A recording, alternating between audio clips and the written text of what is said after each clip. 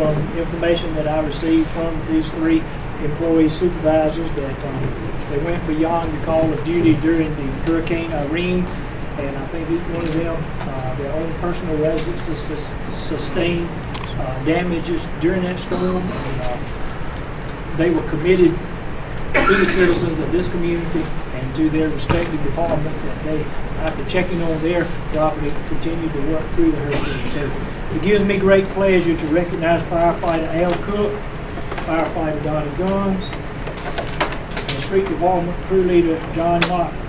In recognition of your hard work and selfless efforts to help the citizens of our community during Hurricane Irene while sustaining damage to your own personal property. On this 8th day of November 2011, I present you with a certificate of recognition. John, thank you very much.